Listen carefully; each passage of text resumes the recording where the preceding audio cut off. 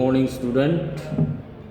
तर डेमोग्राफीमध्ये आपण मागील प्रकरणामध्ये जो तुम्हाला अभ्यासायला आहे डेमोग्राफी म्हणजेच लोकसंख्याशास्त्र, यामधील जे जनगणना आहे, जनगणनेच्या ज्या पद्धती आहेत त्या पद्धतीमध्ये आपण काल मुलकी नोंदणी पद्धती आणि भारतातील नोंदणी पद्धती या दोन टॉपिकविषयी आपण माहिती बघितलेली आहे. तर आज आपण त्यामधलाच तिसरा एक भाग आहे. तिसरा भाग म्हणजे नमुना सर्वेक्षण, सॅम्पल सर्वे. हे फक्त जनगणनेसाठीच नाही तर अनेक सांख्यिकीय कार्यालयामध्ये नमुना सर्वेक्षण पद्धतीचा वापर केला जातो. बरोबर आहे. तर नमुना सर्वेक्षण म्हणजे त्याला इंग्लिशमध्ये आपण सॅम्पल सर्वे असं म्हणतो. अनेक जे PhDचे विद्यार्थी आहेत ते विद्यार्थीसुद्धा या नमुना सर्वेक्षण पद्धतीचा वापर करताना आपल्याला पाहायला मिळतं. एखादा पॉप्युलेशन डाटा असेल किंवा दुसरं कोणतेही जी सांख्यिकीय माहिती असेल, एखाद्या म्हणजे कोणतीही आकडेवारी असेल, ती आकडेवारी घ्यायची असेल तर नमुना सर्वेक्षण पद्धतीचा वापर अनेक विद्यार्थी PhDचे जे स्टुडंट आहेत ते करताना आपल्याला लक्षात येतं. तर आज आपण नमुना सर्वेक्षण बघणार आहोत. लोकसंख्या आकडेवारी मिळवण्याची ही नमुना सर्वेक्षण ही तिसरी पद्धत आहे. दुसरी पद्धत आहे मुलकी नोंदणी पद्धती आणि पहिली आहे जनगणना, म्हणजे प्रत्यक्षात जे जनगणना केली जाते ती. आणि ही नमुना सर्वेक्षण पद्धती साधारणतः जनगणना ही देश पातळीवर लोकसंख्येची आकडेवारी मिळवण्याची पद्धती आहे. आपण मागे बघितलेलं आहे की जनगणना ही जी लोकसंख्येची आकडेवारी आहे, संपूर्ण देशाची असेल, राष्ट्राची असेल, तर ही माहिती मिळवण्याचे एक ते साधन आहे. मग विशिष्ट कालावधीनंतर 5 किंवा 10 वर्षानंतर ही जनगणना जी आहे आयोजित केलेली जाते. दरम्यान घडलेले बाबींची माहिती मिळवण्यासाठी आवश्यक असते. अशा वेळी नमुना सर्वेक्षणाची योजना केली जाते. म्हणजे संपूर्ण देशाची लोकसंख्येची आकडेवारी शास्त्रशुद्ध पद्धतीने मिळवायची असेल तर नमुना सर्वेक्षण पद्धती जी आहे ती पद्धती अतिशय कारगर साबित होत असते. मग या प्रकारात एखाद्या भागापुरते सर्वेक्षण केले जाते किंवा ज्या भागाची या क्षेत्राची जनगणना झालेली नाही अशा भागासाठी सर्वेक्षण केले जाते. म्हणजे ही पद्धती एखाद्या भागापुरती यामध्ये सर्वेक्षण केले जाते. म्हणजे ज्या क्षेत्राची जनगणना झालेली नसेल अशा क्षेत्रामध्ये आपला नमुना सर्वेक्षण पद्धती वापर करून तिथे जनगणना केली जाते. मग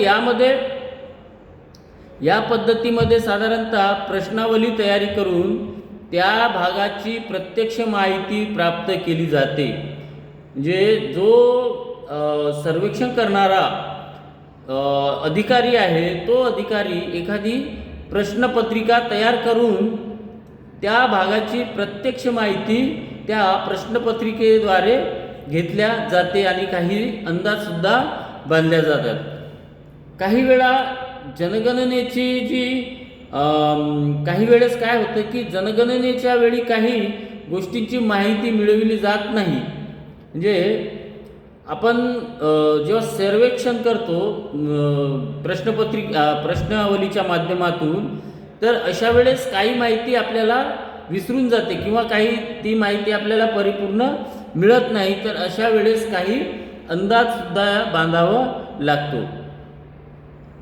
मग ही माहिती जसं जन्म झालं, मृत्यू, विवाह, कुटुंब नियोजन, गर्भपात इत्यादी विषयीची माहिती काही लोक लपवतात. तर ही माहिती आपल्याला म्हणजे स्वतःचा अंदाज बांधून ती माहिती आपल्याला भरावी लागते किंवा लिहावी लागते. काही वेळा काय होतं की एखाद्या क्षेत्रातील उपभोक्त्याची माहिती अशा सर्वेक्षणाद्वारे मिळविली जाते. मग उदाहरणार्थ उपभोक्त्याने उत्पन्न आणि विविध वस्तूंचा खप इत्यादींची माहिती या सर्वेक्षणातून घेतली जाते. मग नमुना सर्वेक्षणात संबंधित विषयाची जी प्रश्नावली तयार करून सर्वेक्षणाद्वारे प्रत्यक्ष मुलाखती घेऊन आवश्यक घटकांची माहिती गोळा केली जाते. मग हिचे महत्त्व पाहू आपण. तर नमुना सर्वेक्षण सॅम्पल सर्वे हिचे जे महत्त्व आहे ते, तर या पद्धतीत प्रशिक्षित व्यक्तीमार्फत सर्वेक्षण केले जाते, त्यामुळे तंतोतंत व विश्वासार्ह माहिती मिळते. हिचे महत्त्व काय आहे हिचे, म्हणजे ही योग्य नमुना सर्वेक्षण पद्धती ही योग्य का आहे, तर कारण या पद्धतीमध्ये एखादा प्रशिक्षित व्यक्ती असेल, त्या प्रशिक्षित व्यक्तीकडूनच सर्वेक्षण केले जाते, त्यामुळे तंतोतंत आणि विश्वासार्ह माहिती मिळणे संभव असते. दुसरं आहे, या पद्धतीने प्राप्त केलेली आकडेवारी जनगणनेपेक्षा योग्य असते.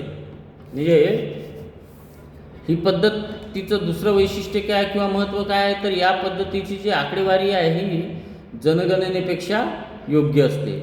आणि तिसरं आहे, ज्या क्षेत्रासाठी जनगणना घेणे कठीण असते अशा क्षेत्रासाठी ही पद्धत उपयुक्त असते. ज्या क्षेत्रासाठी जनगणना घेणे कठीण असते अशा क्षेत्रासाठी ही जनगणना उपयुक्त असते. आणि चौथा आहे, या प्रक्रियेत जास्त व्यक्ती गुंतविण्याची आवश्यकता नसते. म्हणजे एखादा व्यक्ती आहे, तो प्रश्नावली घेऊन जातो एका कुटुंबाकडे, त्या कुटुंब प्रमुखाला ती प्रश्नावली देतो आणि तो कुटुंब प्रमुख त्या प्रश्नावलीची त्याच्या कुटुंबाची संपूर्ण माहिती भरून त्याला सुपूर्द करतो. त्याच्यामुळे या जनगणनेमध्ये मॅन पॉवर जे आहे ते फार कमी प्रमाणात लागत असते. आणि सर्वात महत्त्वाचं म्हणजे या पद्धतीमध्ये खर्च जो आहे नगण्य असतो, फार कमी असा खर्च येत असतो. जिथे जनगणना केली जात नाही अशा देशासाठी नमुना सर्वेक्षण पद्धती उपयुक्त असते. म्हणजे एखाद्या देशामध्ये जनगणना होत नसेल तर अशा प्रदेशामध्ये ही पद्धती, उदाहरणार्थ अफगाणिस्तानसारख्या देशामध्ये ही पद्धती प्रचलित आहे. यानंतर आपण भारतातील जे नमुना पद्धती आहे, सर्वेक्षण आहे, केव्हापासून सुरुवात झाली आणि कशानुसार होते ते पाहू. तर भारतात सर्वेक्षणाच्या गेल्या काही वर्षात पासून म्हणजे ह्या पद्धतीचा भारतामध्ये गेल्या काही वर्षापासून उपयोग होत असताना आपल्याला दिसते. 1963 ते 1964 मध्ये भारताचे रजिस्ट्रार जनरल यांच्या अध्यक्षतेखाली किंवा मार्गदर्शनाखाली नमुना सर्वेक्षण पद्धती सुरू करण्यात आली आणि या सर्वेक्षणानुसार देशातील विविध माहिती मिळविण्यासाठी नमुना सर्वेक्षण केले जाते.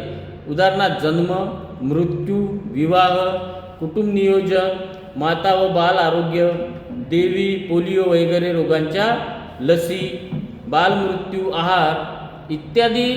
त्याचप्रमाणे बेकारी, रोजगार, घरे इत्यादींची माहिती नमुना सर्वेक्षणाद्वारे घेतल्या जाते. परंतु 1993 मध्ये नॅशनल फॅमिली हेल्थ तर्फे म्हणजे 1992-93 मध्ये नॅशनल फॅमिली हेल्थ तर्फे बालमाता आरोग्य, स्तनपान, नवजात अपघात, बालमृत्यू व पूरक आहार इत्यादींचे सर्वेक्षण घेण्यात आले. 98-99 मध्ये प्रजनन व बाल आरोग्याची नमुना सर्वेक्षण घेण्यात आले. म्हणजे भारतामध्ये नमुना सर्वेक्षण जी आहे ते फार मोठ्या प्रमाणे त्या पद्धतीचा वापर करून इथे सर्वेक्षण केल्या जाते. आताच मी तुम्हाला सांगितलं की कुठे की जे जन्म, मृत्यू, त्यानंतर विवाह, कुटुंब नियोजन, बालमाता आरोग्य याकरिता ह्या सर्वेक्षण पद्धतीचा उपयोग फार मोठ्या प्रमाणात भारतामध्ये झालेला आपल्याला पाहायला मिळते. नंतर आहे भारतातील नमुना सर्वेक्षणाचे काही प्रकार आहेत. तर पहिला आहे राष्ट्रीय नमुना सर्वेक्षण NSS. हे भारतातील नमुना सर्वेक्षण म्हणजे